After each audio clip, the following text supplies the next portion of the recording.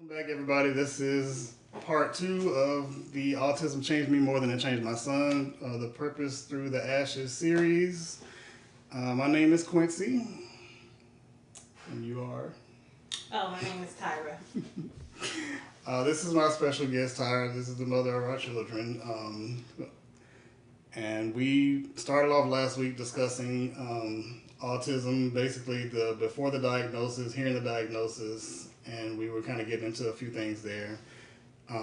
Definitely feel free to ask questions in the chat. Thank y'all for the heart meet. Appreciate y'all for coming in. Thank you for the gifts.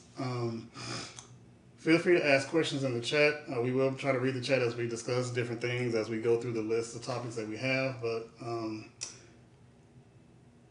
I think we ended last week on hearing the diagnosis and going through some of those things, some of our fears, misconceptions, and the first few months and things like that. So we're going to kind of pick up there. More so where the autism changed me more than it changed my son, and that I will just share the few different things I guess that I've learned so far, things that I've had to kind of learn with parenting at child that's on the spectrum. So I know one thing that I had to learn was patience, and not that I'm necessarily an impatient person, but I think there are a lot of things that we want both of our children to do because our daughter has her own set of challenges and delays, things like that she's dealing with as well. But our son is the one that has autism, nonverbal, things like that. So I think I had to learn a lot of patience with dealing with him with certain things that I wanted him to pick up on very quickly, having to learn that he's not gonna pick up on those things as fast, and that I have to kind of take it slow. What about you? Anything that you feel like you have learned or are still learning? I would agree that patience is one thing that you do have to have when going on this journey, but it's almost like you have to have a heightened sense of attentiveness with them because our son is nonverbal, and someone put in the chat, how can you tell as a parent if they're in pain? So Roman can't tell me something is hurting him, and so you have to really hone in on their personalities. It's almost like you got to have a spidey sense with them, and to know or try to know different things. And you're always checking things out. Behavior wise, when they come home, are they different? Is he still his happy-go-lucky self? Because he's a pretty happy kid, unless he's hungry. But you just learn some of those things. Another thing I had to learn is that he was definitely or is going to definitely move at his own pace. So you see other kids doing things. We kind of touched on this a little bit last week, and it's almost like they're meeting their milestones. Your son is not. So you have to learn how to stop comparing, so to speak, your child to them. Um, and also just still try to find the joy in everything as things go along. You celebrate every milestone that they achieve. You celebrate the little things. Some things that are little to everyone else is big to us. So you definitely want to keep doing that. And she learned how to pop. Yeah, and discipline is a big thing with autism. With autism children, I mean, we laugh about that. Me and my best friend Kiki, she's big on the pops, but you do have to learn when to discipline, when to not discipline, because some people feel like, okay, he's nonverbal, he doesn't understand. Roman understands a lot, and so you have to figure out that line between discipline and when they're not doing things just because they're stubborn or they don't want to do it versus they can't do something. So Right. that's all. That can also be challenging, but you do have to learn put boundaries in place and how you're going to discipline them. They are very smart. Yes, they are very smart, and that's one thing I think we are picking up on is that the issue is not that he's not smart. It's the issue is a delay in Communication. Communication. Yeah, communication, how he communicates. But the fact that he's very smart, even a little manipulative at times. Like he knows how to play me. He knows how to play his mom. Like he knows how to get certain things out of us that he wants. So they are very smart, and a lot of times I think what happens is we tend to think that they're not picking up on a lot of things, but they are definitely paying attention to every single thing that you do. Like he's watching, he's constantly watching all the times because there are some things he'll get into or some things he'll find that I was like, I don't even know how you found that. I guess I guess you were looking at me, but I think another thing I had to do was stop comparing our journey to other parents and their children and things like that because it's gonna look different. Like, of course, as a dad, I want to be able to take my son and do certain things and go certain places and stuff like that. And you look at other parents, look at other dads, doing things with their kids, but our journey is not gonna look like that. And but I still had to learn to I had to one stop learning to compare because I heard a quote saying comparison is the thief of joy, and that has stuck with me ever since I heard that because it's true. I mean, you'll miss out on a lot of key moments, a lot of milestones, a lot of happy moments. Comparing this, comparing your journey to other people's journey. Does Lacey ever act out in solidarity? I don't know that she acts out in solidarity, but she will say that Roman has told her things so that she can get what she wants. Like she'll say, Roman wants a snack. Well, in actuality, she wants a snack. Roman is hungry. Roman told me he wanted to do this. Roman said he wanted to go to the store, and most of the time I'm like, okay, he said that to you. He said it. And so she, I think she says stuff so that she can get her way versus acting out with him in solidarity. I don't know that she does that part. Yeah, Legacy is apparently the only person that talks to Roman and understands everything that he says. So she'll tell me that sometimes. Roman said he wants this. Roman said he's tired and he just don't feel like it. Like I ain't never heard the boy say anything like that, but she definitely is one that talks to him. Another thing I learned is success isn't always measured by speed. Like he has become very successful in some things, and we have to learn to celebrate the small milestones and things like that. Thank you for coming in. Appreciate you. Have to learn to celebrate the milestones and the small accomplishments that he does have.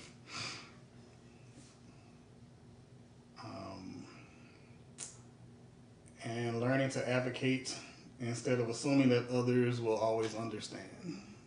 I think that's a big one because It is a big one. While you would expect people to want to advocate for your child or to understand that he has delays or that he has challenges, that's not always the case, and it is heavily on us to be the ones to advocate for him because we are his voice. We have to speak up for him. We have to be the ones to say, what he needs and what he doesn't need, or what we think he needs this and if he thinks he needs that. Now, I can't say that Mom is a major advocate. She does that very well. So I don't necessarily do that a whole lot, but I do, I do speak up for him. I do stand up for him. But Mom, she does that a lot better than I do in a lot of different cases. As far as getting him the services that he needs, like school and everything like that. So. Yeah, don't be afraid to speak out and speak up for what you want for your child to have. Sometimes you can get in the hustle and bustle and the shuffle of life and different things, and as good as a school district can be, things can fall through the crack. So I just always encourage parents to attend IEP meetings. Call the school. Right now I'm going through something with transportation with both kids, making sure they get on the sped bus. And I started this fight on Tuesday, and it's going to continue until I get what I want and how I want it done. So I just suggest that you be in those IEP meetings. And one thing that I really think is important, I always tell people, If you don't speak the language of the school, meaning if you don't speak how the school tends to talk to parents, how they tend to write a report, you're not going to understand. And it's going to go above you and they'll sidestep you. So if you can't understand something for yourself, there are advocates all over the place that you can, most of them will do it for free. Some of them will charge you. But if you don't speak the language of the school, it becomes even harder. So I just suggest anybody to find an advocate, do your own research, look up rules, do whatever it takes for when you go in that meeting that you're prepared. And get to know who the players are. Get to know who the diagnostician is that does the testing, that hands out those labels, quote unquote, for your kid.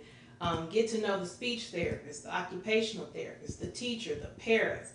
I get to know everybody so well that sometimes I even have their cell numbers and I will use it. I know everybody's email address.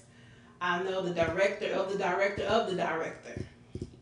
Can you custom?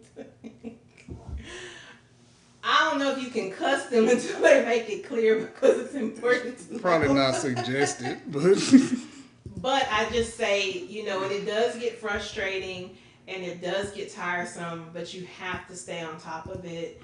You have to keep calling. Do I want to be calling Sci-Fair Transportation every day? No, but I'm going to do it till I get that bus ride.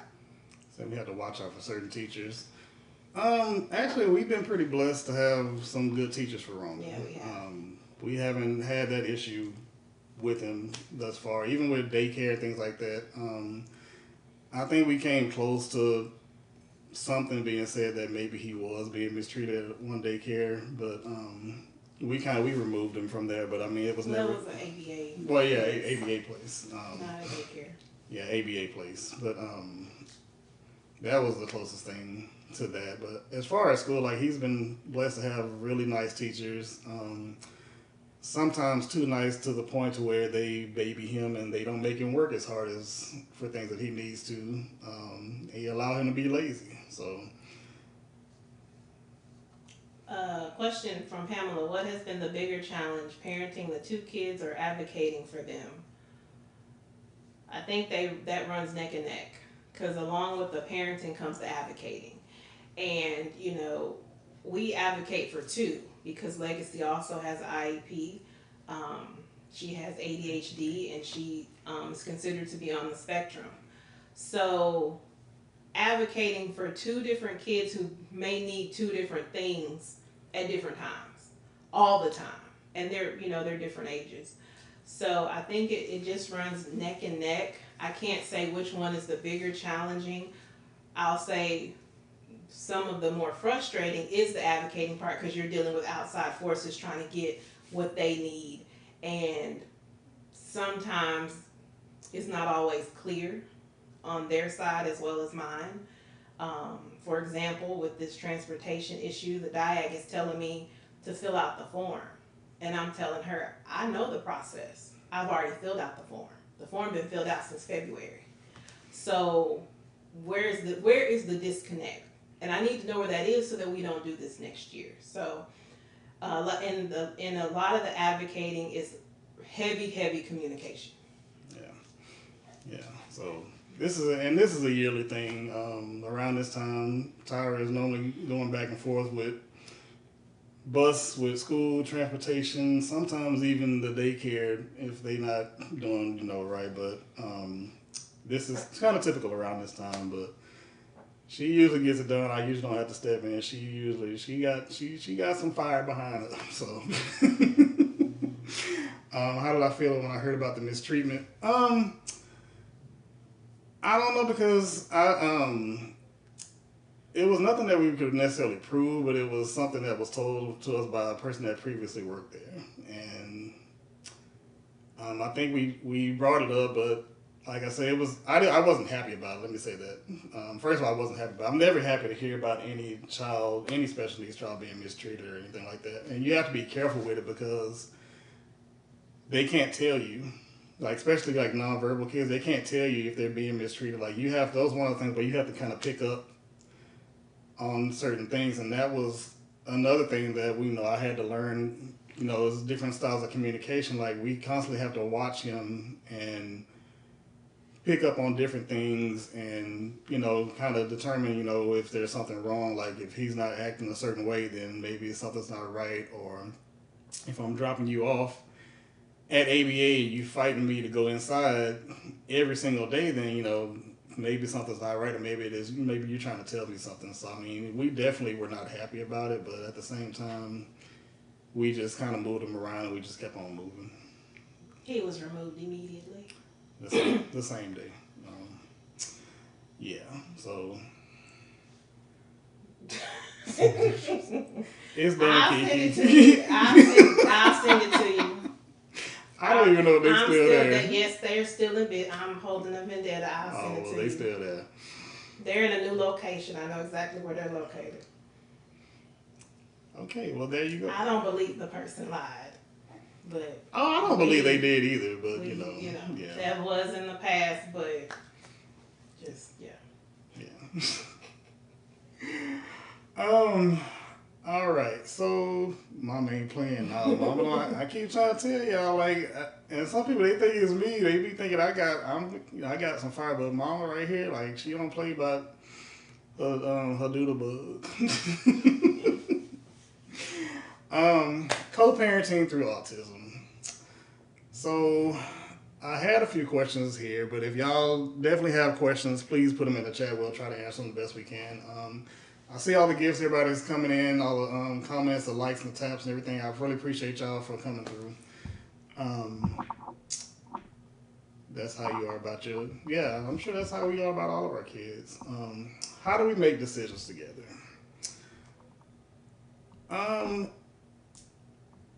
I mean, most of the time I think we talk about pretty much everything. I think we're pretty good on that one as far as like making decisions on what needs to be done or what course of action needs to be taken on anything.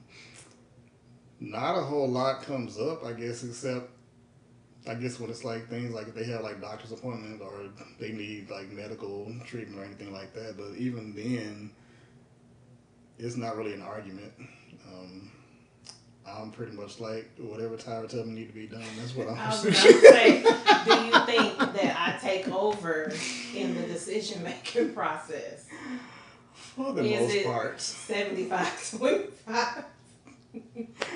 I'm going to give you 75-25. I'll give you 75-25 because, I mean, honestly, I don't feel like there's a point in us going back and forth on it because at the end of the day, the child would suffer more or less. So, and I know you're not gonna steer me wrong or anything like that. So I mean, yeah, it's like if he needs something, you know, mom is the one that's calling the doctors, and you know that information pretty much goes to her firsthand anyway. I mean, they're gonna communicate. Most doctors, nurses, they're gonna communicate with mom first. Yeah. Anyway, so we do have like a shared calendar. Then we just put everything on the calendar. So if it's stuff that falls on my week, then I get them there. If it's stuff that falls on her week, she'll get them there. If we have to go together, like last week, they had dentist appointments. Yeah.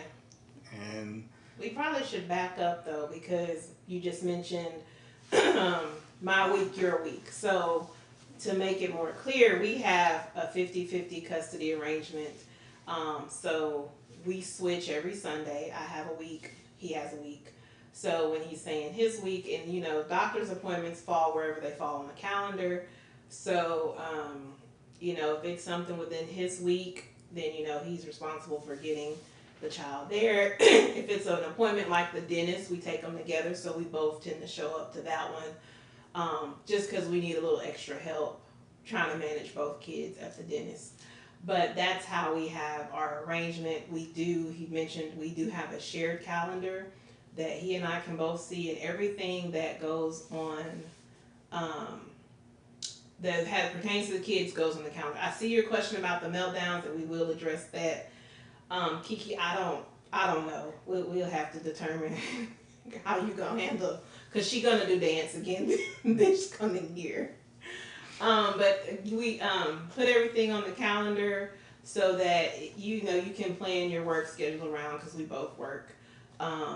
So everything's on there down to birthday parties, other events that they may be going to, not just doctors and things like that, but anything that pertains to them and something that they have to get to is on our shared calendar. Yeah. To back up, that was for Quincy. Asking for a friend. No, me or Legacy cannot dance. That's a side note, though. Me and my baby girl cannot dance. She does work out with me sometimes here at the house, and we do the dance videos. And the last time was a disaster because we was bumping into each other. But we still had fun and we got it done. How do you handle big meltdowns?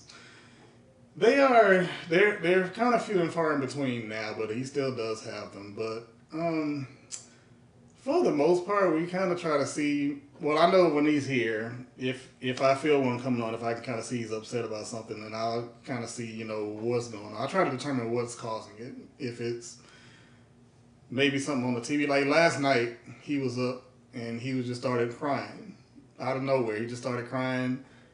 It doesn't happen a whole lot, but he was laying in the bed crying, had his iPad. I know he had eaten. He had a snack and everything. He had a bath and all that kind of stuff. Everything was done that was normally done around that time, but he was crying. So I went in and I changed the TV, and he just wanted to watch something different on the TV.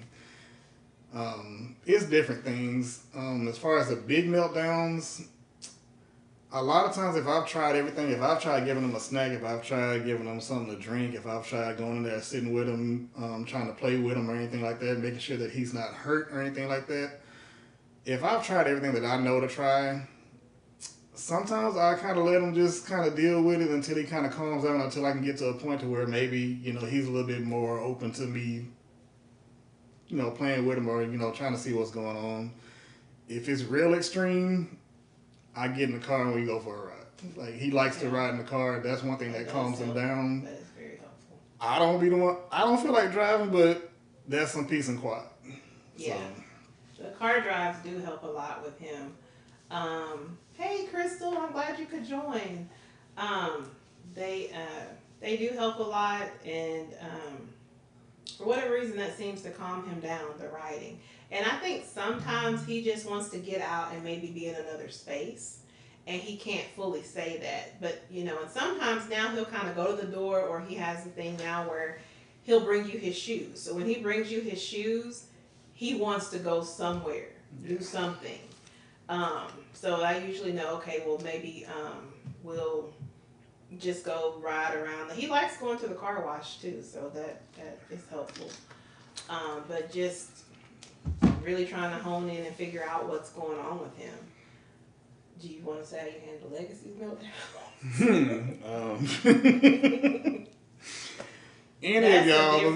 Any of y'all that know me on here, y'all have probably heard about the Legacy meltdowns, and that's a whole different beast right there. That's a whole different story. A lot of times it's a lot of walking away. It's a lot of getting with him, if you know what that means. And sometimes it's just learning some patience, because I realize that now that other things are going on, and she has all the hormones and everything, I realize that plays into it also.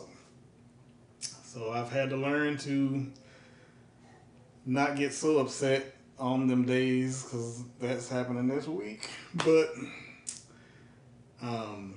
she had a situation where she yelled at me one day, but she was hurt. She also, I think she had cramps, and I think her stomach was hurting, stuff like that. But she yelled at me, and I didn't get mad, but I had to back up for a minute, and I was like, all right, let me take care of you, let me get you situated, but at the same time, don't yell at me no more.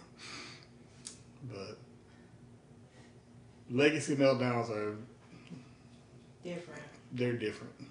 I always tell people that Roman has become the easier one to kind of take care of, in a sense of meltdowns and what he needs, because Legacy is the one, the crash out queen at times. Crash out queen. She be crashing out.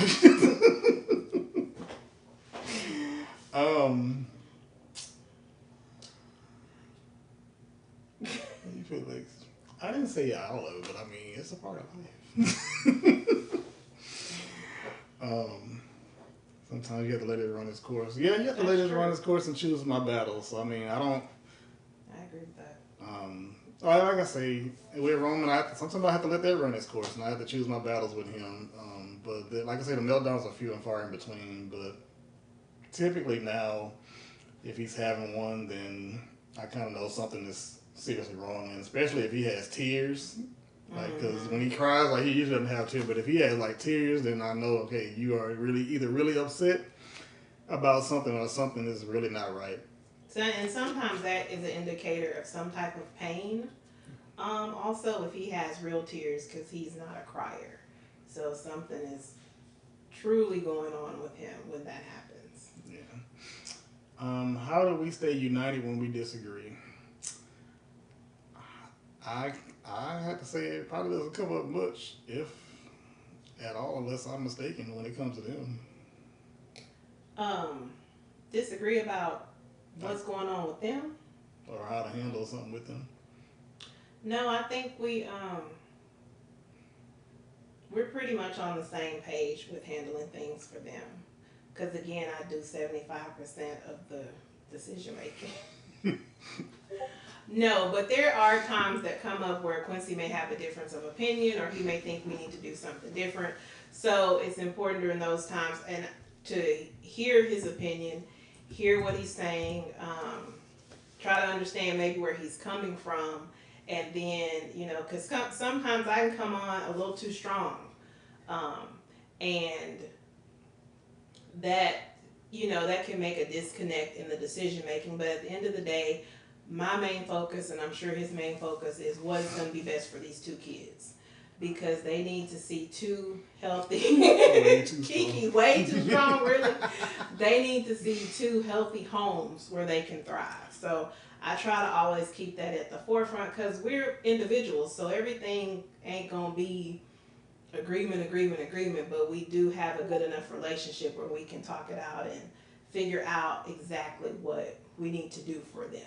Right. And a lot of times, and like she said, I mean, I'm gonna give it a 75. I'm gonna give it a 75. But no, for real, I mean, typically, Tyrah is the Google search person. Like she gonna research stuff. So usually, if she's coming and say, "Hey, I think this is what we need to do," then I'm not gonna fight against it, because I mean, I know she's done her research and everything. She's probably called different doctors or gotten different opinions on something. So it's like, if that's what needs to be done, then all right, let's do it. So as on that point, disagreements, they don't come up a lot, and even if they do, it's not like we yelling at each other or fussing at each other. It's just kind of like, let's just do what we got to do and just move on, because at the end of the day, we tired, and who got time to be doing all that? Well, this is the question. How do you handle introducing kids to new relationships and friendships? I think at one point we agreed, if that ever came up, that we would talk to each other before we just introduce the kids to anybody. But I think you have to be careful with that as well, because introducing them to new people, that can change a lot in their day to day. Because they are very dependent on routine, and changing that routine, it's not necessarily a bad thing, but if that's something that you're going to do, you want to make sure that that's something that you really want to do, and you're introducing them to the right people and bringing them around the right people. Yeah, and I think you have to. There also has to be a little bit of trust there. I would like to believe, and I believe, that Quincy knows he wouldn't actively put these kids in front of somebody that could be a danger, knowingly. So I think some of that is, you have to be able to trust the judgment of the other parent. Because it doesn't have to be a relationship. It could just be, a best friend, a friend that comes around all the time. But you definitely want to not, you can't dictate how they handle their personal relationships. But I believe that you're not going to put my kids in harm's way, because we'll have problems. On both sides. But yeah, like you said, there's a level of trust there. I know she's not going to do anything. She's not going to put them in harm's way, and I'm definitely not going to put them in harm's way. Yes, Kiki, I know all the doctors. Yeah, she knows all the doctors. What does supporting each other as parents look like?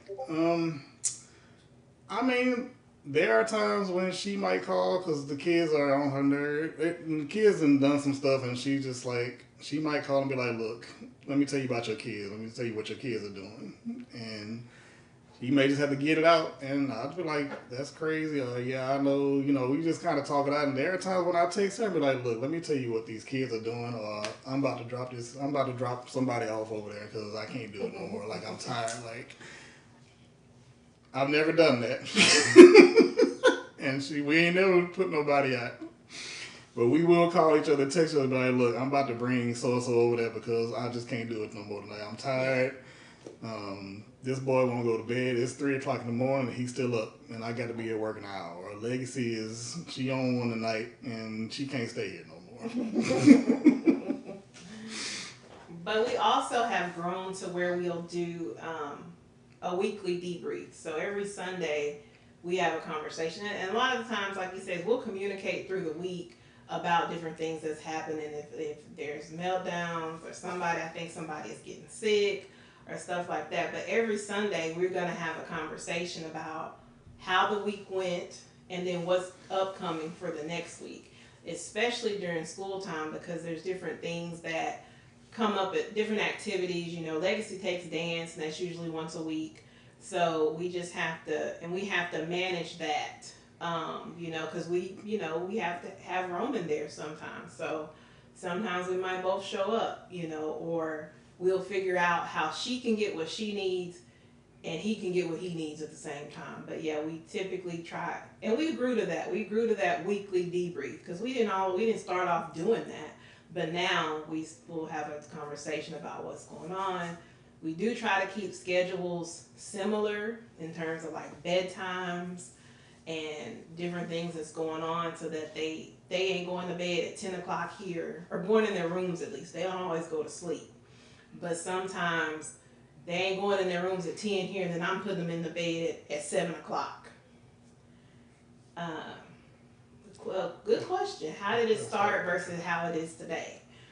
Well, for me, when he was like, "I think I'm going to get the kids for a week," I was like, "The whole week? Like, both of them?" I had questions because, honestly, I was expecting, the typical first, third, fifth, or whatever the typical custody arrangement is. So he said, "I want to get the kids for a week."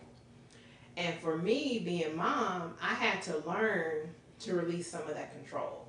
So it didn't start off me being so hands off. Now they may not even hear from me this week.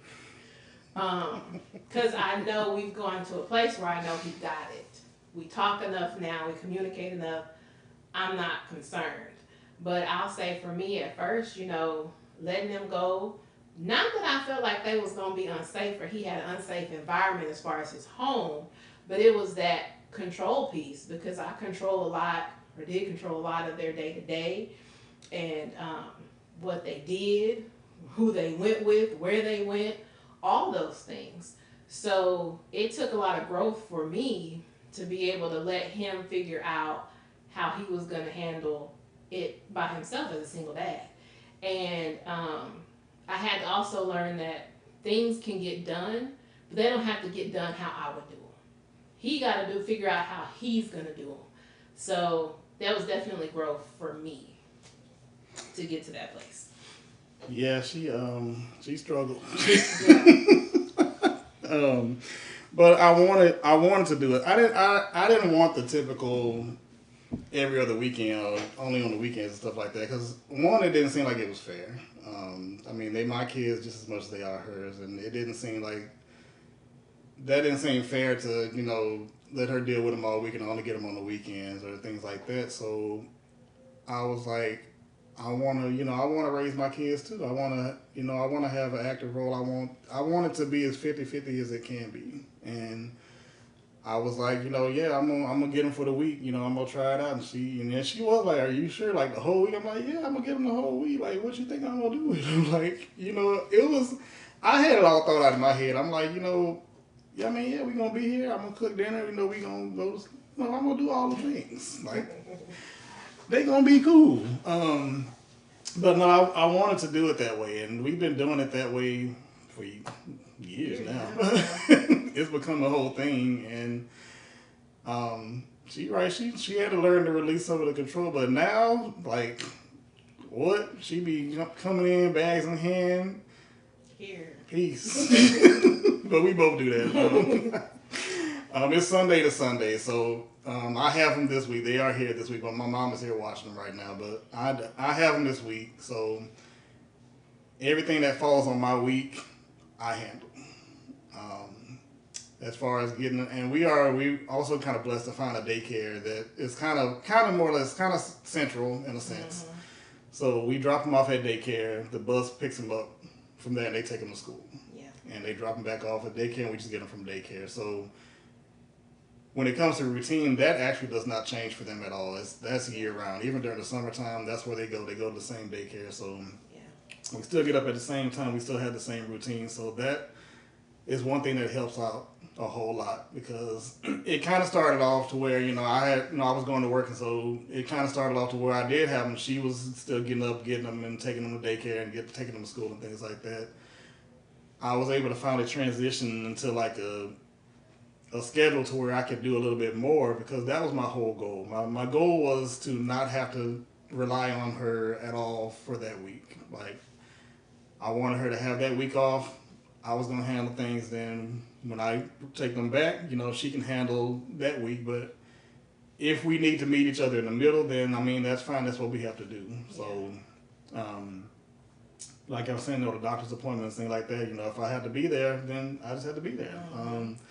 If there are certain events that we have legacy in, and maybe it falls on her week, then, I'll go so I can handle Roman and she can be with legacy. Or sometimes she'll be like, hey, you just keep Roman home and I'll come get legacy and take her, or vice versa. So as far as supporting each other, I think that's kind of what we have grown to. And there's a question for you. Did you push on that, or did you let her decide when it was time? When it was time to, probably the week thing. I think that was your suggestion. And it was my suggestion. Your idea. I didn't really have that. No, when I first moved, I was still trying to find me somewhere, I guess, to kind of be permanent, kind of set up resident. So when I finally did find somewhere, to stay that I felt like I could actually bring them to, then that's when I think I started off getting them maybe one day out of the week, one night, and stuff like that. And then I kind of was like, this can be better. So I'm going to just get them for the week, and then we just going to kind of do that. And so it was kind of rough at first, but we grew to it, and now we love it. So we love, I love my week off. She like her week off. And even there are even times, like, because I get this question sometimes, what do you do when you go on vacation or stuff like that? So there are times when she has gone different places, or she goes on vacation, she'll be like, hey, I'm going to go here. Do you mind watching the kids an extra week? Yeah. And I'm simply like, yeah, that's cool with me. Thank you for that heart, me. I'm like, that's cool with me. So sometimes I'll do 2 weeks, and then she'll watch them the following 2 weeks. Yeah. Now, we try not to do that too much anymore, because that's a lot.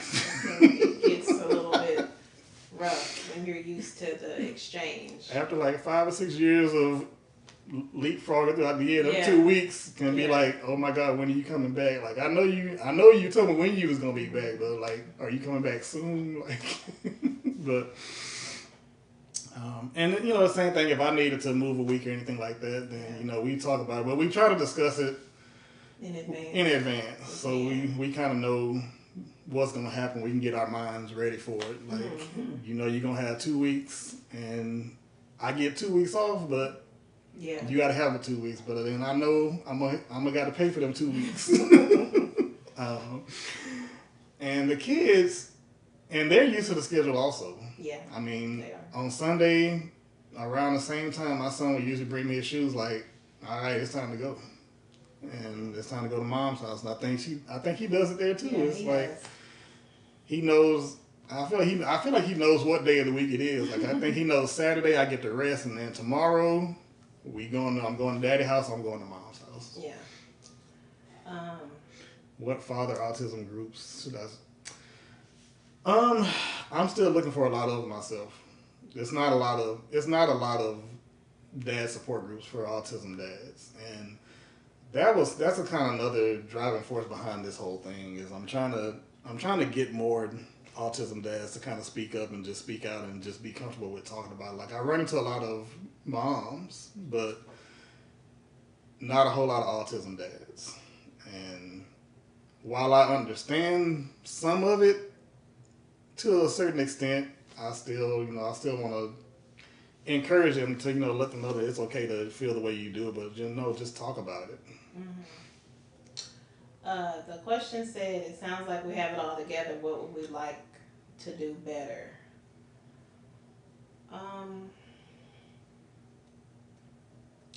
I think I would like to come down to like 65% on the decision making. and,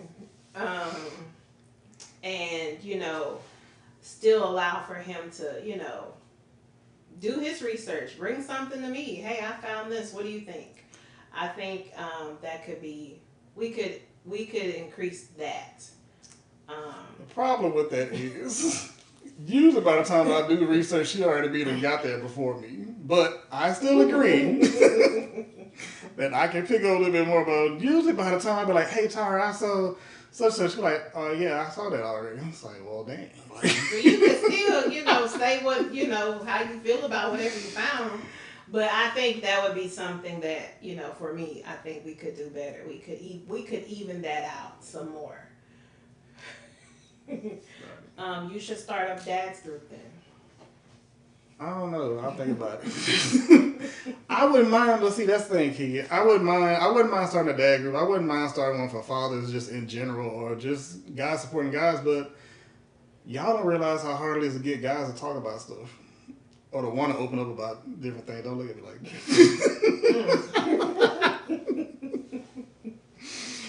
Well, maybe you can share how you got to a place of. That's what I'm doing now. That's the whole driving force behind this thing. I'm trying to share with everybody how I got to this point. Sorry, you're the problem. I'm trying. I be trying. But yeah, I'm trying to. I would like to. But like I say, it's hard. And I've met some dads. Don't get me wrong. I've met some autism dads, and I've had conversations and things like that. So.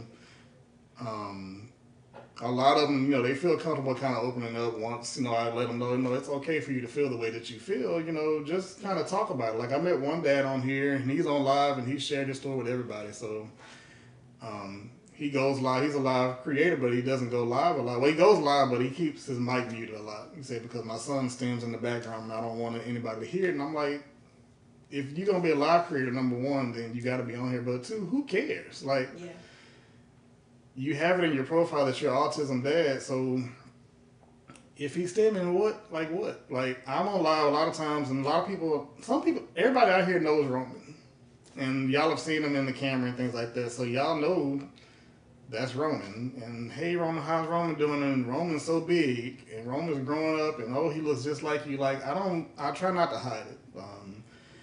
I have videos on my page. I try to share my journey. Like I took a video today, and our barber, he's in this chat, Mr. Mason, but I took a video today of Roman and them getting a haircut. I'm going to post it later on because it really is like a UFC match sometimes with them. And he's strong, but I kind of let them deal with it, but, I'm definitely gonna try to start something like that and try to get a few guys together and just see, who wants to open up or who wants to just start the conversations and things like that. I think that's a great idea. Someone said, now that you co-parent so well, would you both do anything differently when you were still together? Probably communication definitely would have been key. Yeah. I don't think, and Quincy shared this earlier in the last episode, I didn't know how he was feeling or what he was going through. So with him being in denial and some of the him processing it, it to me it appeared like you didn't want to, or you weren't doing, even though you were doing some stuff. So I just think communication could have been better. Yeah, no, I agree. Communication was definitely the bigger piece of it. And who knows what where things would have been, but yeah, communication definitely would have played a big part. And even along with that, Roman probably could be further along in his journey now, than he is. But I mean, at the same time, he's going to only progress, where he is. So on his own timeline. Um, Let me see where we at. So the joy that people don't always see. So we kind of at the end here, but This question. what advice would we give to parents raising a child with autism while living in separate households? I think it's going to be the same thing. Communication. Just discuss how you feel and discuss what you notice about about your child. The different things that he's doing, the different things that they're not doing, your thoughts, what you think, a course of action should be, what you want to try with them. If there's something that you want to do with them, or someplace you want to take them, or different things, like just communicate. Like even like some vacations or some things, like we will still do things together like that. Yeah. Like we took them to the Great Wolf Lodge. Yeah. For Legacy's birthday, and then I think a few years ago we actually drove to, before they put one here, we drove up to Dallas and spent a few days there with the kids and everything. So I mean, we still do things together with the kids for the sake of them, because we have to kind of help each other out in that aspect. Right. What's y'all next episode going to be about? I don't know. I mean, I think we kind of got through most of this one, but I mean, if the people still want like a monthly episode or however, whatever the frequency would be, I mean, if they just want to come up and talk, then I mean, I'm cool with that. You have any suggestions, Pamela? And then the last thing I want to cover is the joy that people don't always see. So talk about like some of the things, like the moments that make us laugh. Like even with all the delay, the things, challenges that Roman has, I mean, there are still things that he does that will make me laugh. He's a sweet child. I mean, he likes to play. He does like the roughhouse as a boy. And there are times I'm in there, getting him ready for bed, and he'll take off running. He'll run right at me, and will jump on top of me, and that's a lot of dude. But those are, I still get to, and that's the thing. Like I still get to have those moments with my son. Like he likes the roughhouse. He likes to play around. He likes to come in and wrestle and jump on top of me and stuff like that. So I mean, I still get to have those moments with him. Unexpected victories, like him. I think there was one night I was taking too long to feed him his food, and he actually picked up his own spoon and started eating himself and fed his own self. And I'm like, so you can do that. Mm-hmm. You be playing me. What about you? He does like to roughhouse. There are times I'm sitting on the couch and he'll just come jump on me. But Roman likes to be tickled and cuddled. He's a very cuddly kid. He likes physical touch. So I'll play with him. We'll laugh. I'll tickle him. I'll get the blankets and throw them over him. And he just laughs, and he likes that kind of thing. So hearing him laugh just brings joy to me because I know his overall demeanor. Yeah. He's calm. He's happy. He's in a good place. I love to see him accomplishing things, like when he figured out how to he likes Nutri-Grain bars. When he figured out how to get the Nutri-Grain bars out of the wrapper, not necessarily open them like I would, but he figured out his own way. And so while that can get messy, it was good to see him like take the motor skills to process how to do something like that. Or him knowing, how to go open a door, even though we have to be careful with those things, but him even knowing the motion to turn a knob to open a door, something small to us, but definitely an accomplishment for him. Um, uh, he loves to swim. He likes to be in the pool. So anytime I can get him in the pool and play with him or get him around any water, because he just likes water. He loves taking a shower. So I mean, because of the water, and so it's just anything that he does that I'm like, oh, I didn't know you necessarily had that skill, or I see a skill developing, that just brings me a good deal of joy with him. So you used to throw him on the bed. Now you would be in the ICU because that's a lot to do, man. And he's strong. Like Yes. they don't know their own strength. Yeah. And he's getting stronger by the day. Like even trying to brush his teeth in the morning, like he'll take it, like he'll move his arm a certain way. Like I'm trying to hold him, and he's gotten a lot stronger. And I'm having to put some muscle behind it now, just to brush teeth. But you say you are inspired. Please continue. I mean, that was the whole purpose of this. So I mean, if anybody is getting anything out of this, then I'm glad. I'm glad I did this. Things my son has taught me. I think I covered that one though. Patience is gonna be a big one because I had to learn that he's gonna develop on his own timeline. And while there are things that he can do a lot better and that I can help him do a lot better, patience is still gonna be a big one. Yeah.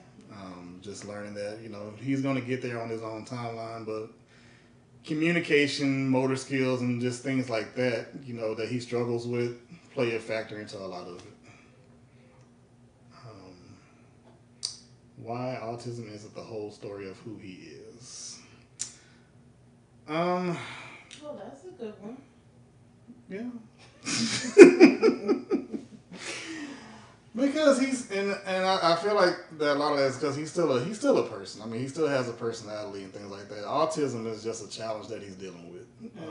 It's just a communication thing, motor skills thing. It's just he learns differently. He has to learn differently, and we have to figure out different ways to teach him. But it's not necessarily who he is. He still has a personality. He still has a fun personality. And we're still learning his personality little by little. Like it changes as he gets older. It's gonna keep changing and things like that. So, and that goes for actually both of our kids. I mean, while my daughter can be the sweetest thing in the world at times, she can be on one. Yes, he can. Use your patience again. Yes, he can. He can do it.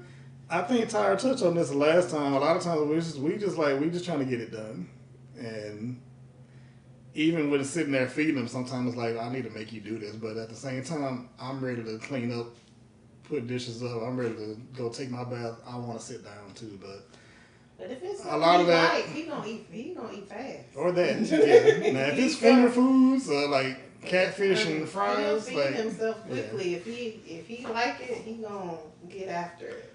Yeah, the stuff I mainly help him with is like stuff like rice and gravy or stuff that can get messy. But a lot of stuff, yeah, he can feed himself.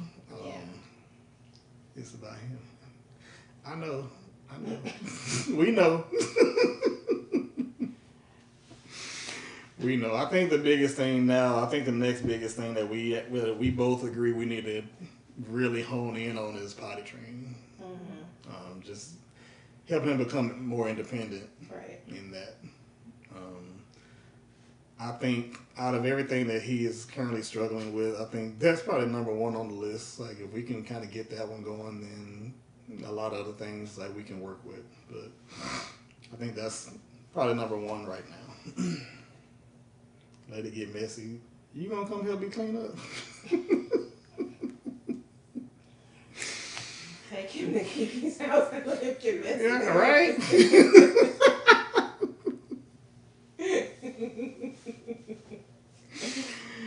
Right. I'm gonna take it. Yeah, we're gonna bring the Kiki out. We're gonna bring all this stuff. And Kiki said, "You can get messy over here. You gonna help me?" That's a task in itself, right there. And he can clean up some things. He can pick. He understands how to. Roman, pick this up. Roman, put that over there. Bring that to me. He's stubborn, but he can understand that. He gets that from me, by the way. Also, his stubbornness. Yeah. What are your goals for him as he reaches adulthood? Just to gain as much, whatever his independence level is going to be. Like we've touched on, the potty training aspect, him learning more one step instructions that we can give him, and just daily life skills. I mean, that's my real goal for him as he gets older, is just to continue to pick up those things, like he can definitely take his shoes off. He can bring you his shoes, but the next step is learn how to put your shoes on all the way. I mean, sometimes, he will stick his foot in and he just needs that extra skill to be able to complete that task. But that's my main goal for him, is just daily life skills that, can help him reach certain levels of independence. It may not be complete independence, but he's definitely not where he started from, and hopefully we can push him past where he is now. Yeah. Yeah, like Tyra said, those things. Like, we can tell him right now, like, I can go tell him, like, take your shirt off, take your pants off. Like, he can do those things. Yeah. He can get undressed fine, but I can tell him, put your shirt on, but he's just going to look at me like, I don't know what you want me to do with this. Yeah. And so you kind of have to assist. You got to at least hold it up with, like, the circle open, and he'll go ahead and stick his head through, and he can, then do the arms. I can put his pants on, and I'll be like, pull your pants up, and he can pull those up and things like that. So, I mean, those are a few of the things where he's in a different spot than where he was now, so he can do some things. But the goal is to get him to somewhat independence. He may not be fully independent, but who knows? Yeah. Who knows what might happen, but he may not be fully independent to where he's just by himself, but at least enough to maybe help us just a little bit. Go put some clothes on and go do this, and you can still, you can do those things, or go get ready for a bath, or simple things like that. But I think we've kind of gotten through pretty much all of it, and that's kind of the hour. But does anybody have any questions before we close out?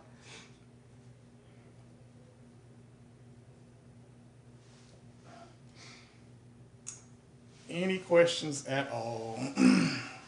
Feel free to type them in the chat box.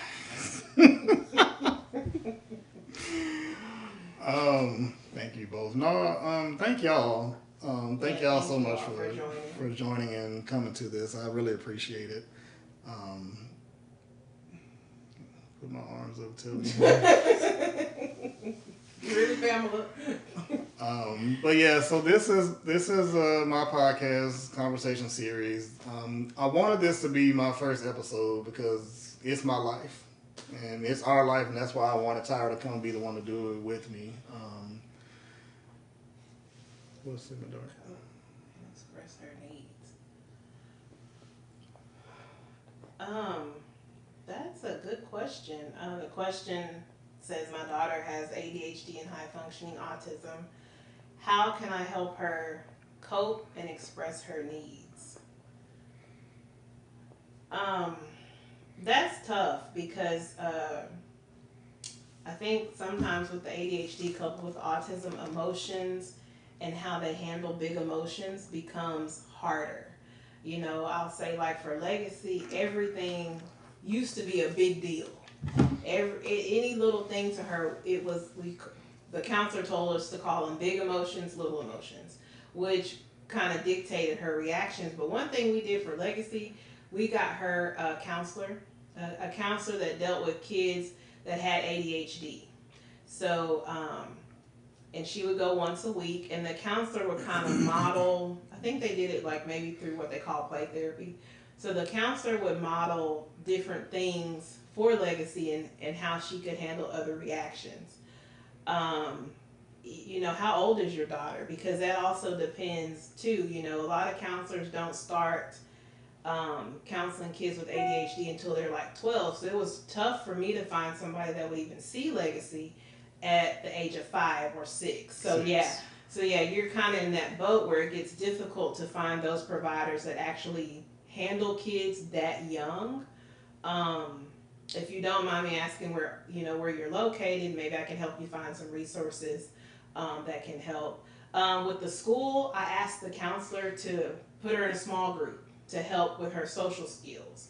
So if you have a school counselor at your school, if your daughter is under, an education plan for special needs, ask the counselor what they can offer her. And I pushed for the counselor to put her in that group so that she could learn how to play with people, how to interact, because Legacy is gonna have a difficult time making friends because she wouldn't, those of us walk up, start playing. She doesn't do that. Sometimes she just walk up and she stares at the kids. Well, kids don't know, well, why are you staring at me? So then it becomes a thing for her to really hone in and make those relationships. So I would do that. I would look for things maybe in the area, but like I said, we had her an outside counselor. She did that for a while. And then at home, I'm always on the internet looking for stuff. I would do for her like a chart for the month. And so if you got so many stars for behavior, you would get something small. Like, it could just be you get a pack of gum. She loves gum. So that kind of worked for her. But one thing I've had to do with Legacy and her needs, I've had to slow down because it was brought to my attention by a very good friend that I can be somewhat of a robot. This is what we need to do. Everybody get in the house, take a bath, do this, do this, do this. Well, Legacy don't always operate like that. So sometimes I've had to learn to slow myself down and say, okay, what is she actually needing? Let me not dismiss her when she's coming to me wanting to talk, wanting to do. And that gets challenging because you are tired. You got 2 kids, everybody's going to school, you going to work. It gets challenging and it gets tiresome, but I've had to try to slow myself down to see, can we stop all this? Can I help her process some of this stuff to where she's not having a meltdown and she is getting to express herself and figure out what your daughter's into. Legacy loves to draw. She likes to color. So I buy her a lot of notebooks, markers, paint. She's very crafty. And so sometimes I'll do the crafts with her, and that kind of helps her as well. And a lot of times you get so stuck. Sometimes we get so stuck in the routine, and then both kids will throw something different in, and it's like now they are into different things, and they want to do different things. Like Legacy now, she wants to talk about stuff. Whereas at one point she didn't necessarily, she just wanted to be on her iPad, and I come home and now she wants to discuss her day and how's your day and stuff like that. And it kind of, in a sense, not necessarily in a bad way, throws you off, but it's like, okay, now I need to figure out how to fit this in as well, because we both are, in that sense, kind of like the robot. Like we set it on the schedule, like bam, bam, bam, and then by this time, like we done. But it's like now, oh, Dad, how was your day? And it's like, oh, it was cool. It was stuff like that. But it's like, so you want to talk? Like, okay, that's cool and it's fine. I enjoy it. I'm just not used to it. But it's something that you can work in. And Brittany, if you don't mind sending me a message with your information, I'm also in a weekly Autism Mom prayer call. I mean, I think there's a couple dads in there too. But every Monday there's a prayer, 7 a.m. Central Time. But, if you wouldn't mind reaching out, I wouldn't mind helping you. If you want to friend me or Kiki, I can get you her TikTok page or anything like that. Oh, yeah. I guess I'm not. But, yeah, if you could do that, I would love to help you out. Yeah. But I think that's going to be it if there are not any other questions. But, yeah, this was the first episode. Like I said, this was something it's dear to both of us. It's our life, so I wanted to ask Tyrah to do this with me, so I do appreciate it. I do have other episodes coming, but they're not going to be centered around autism. But I have one coming. My mom is going to be a guest on one of them, where she's going to kind of talk about Alzheimer's and her journey with that. Taking care of my grandmother. And I have another cousin that's coming on. He's going to talk about some things that he dealt with in getting his life together and things like that. So I do have some different episodes coming up.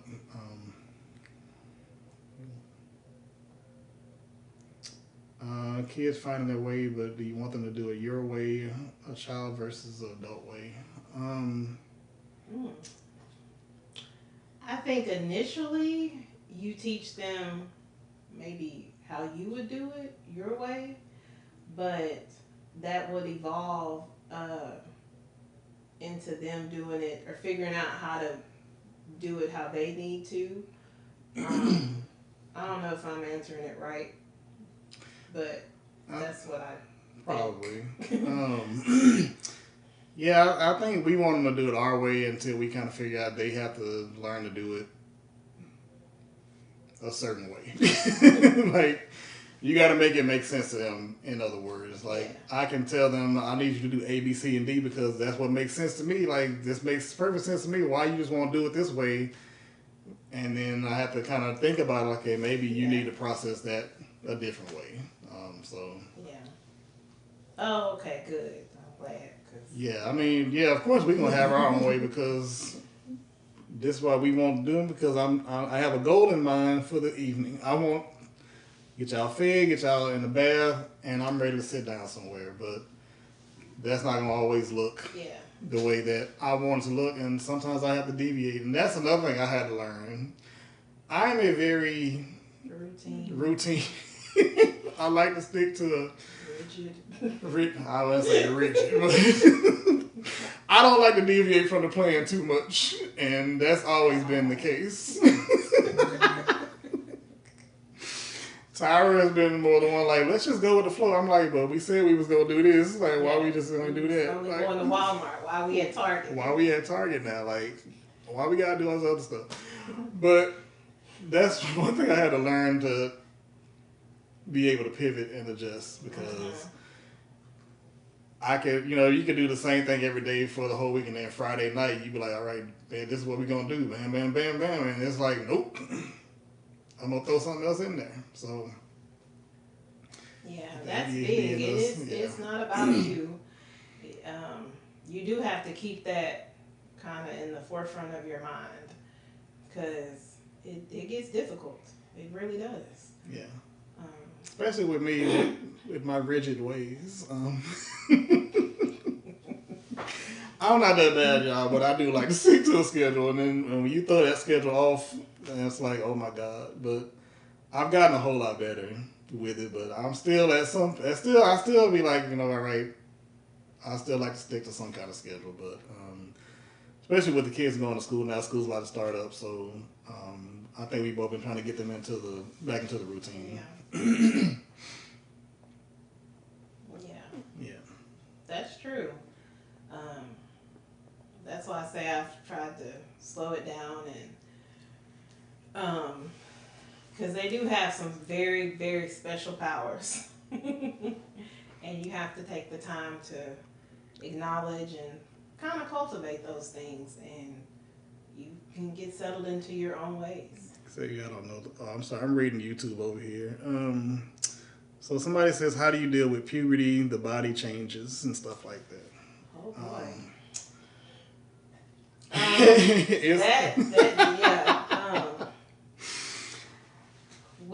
With Legacy, it's been really for me trying to explain things to her on a level that she can somewhat understand.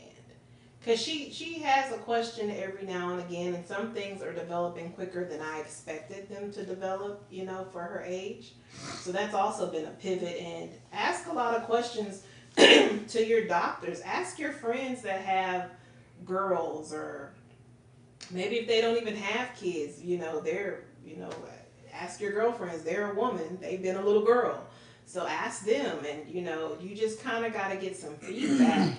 Because it is difficult to make them understand what their body is going through, because they just, especially if they go through it at a younger age, like she is.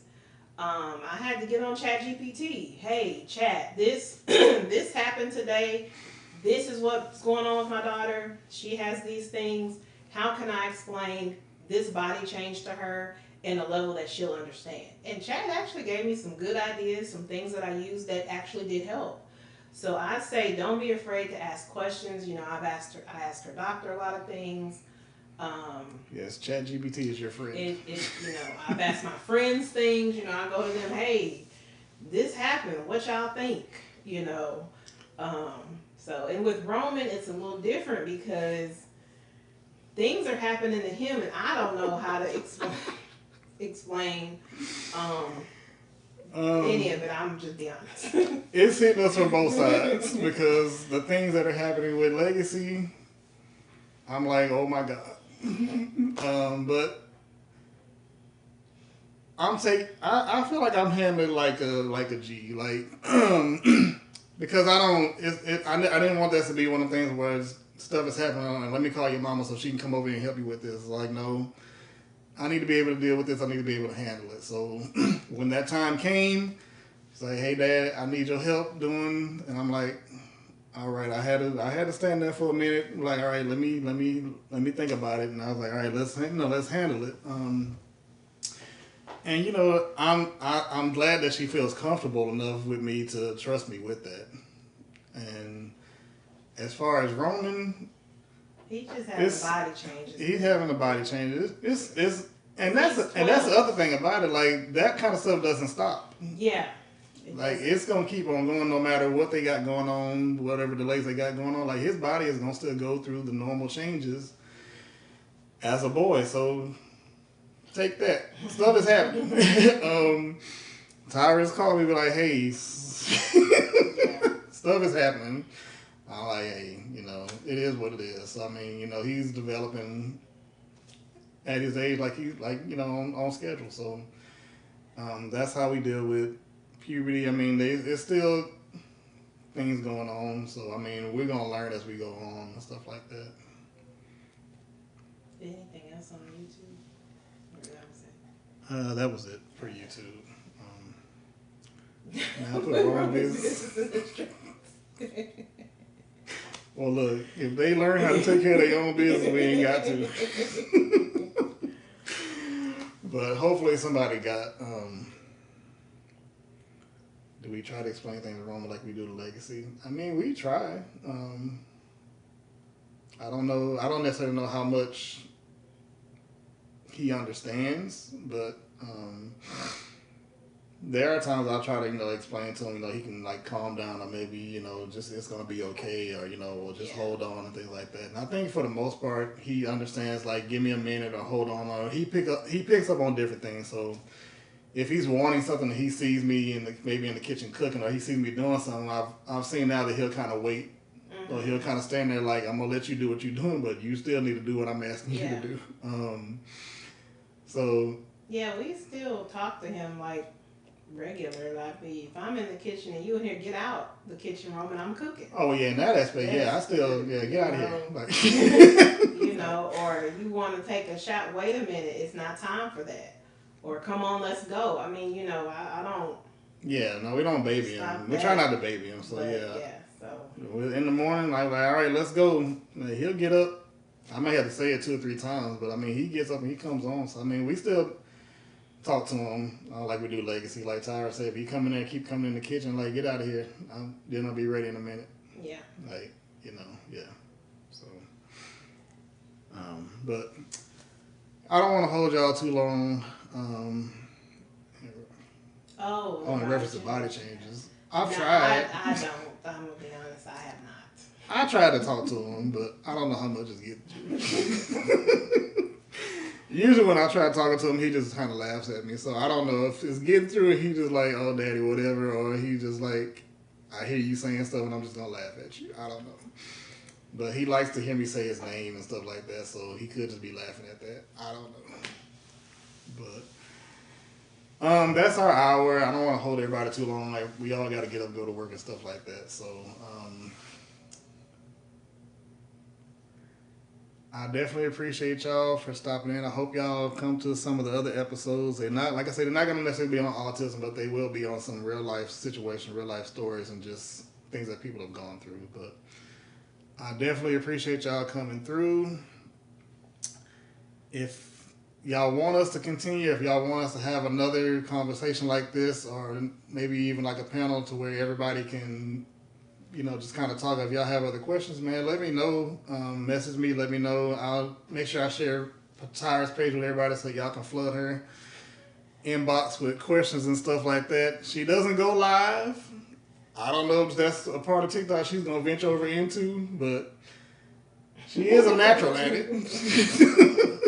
But again, I appreciate y'all so much. And we're gonna get out of here, but see y'all later. Bye. Thank you.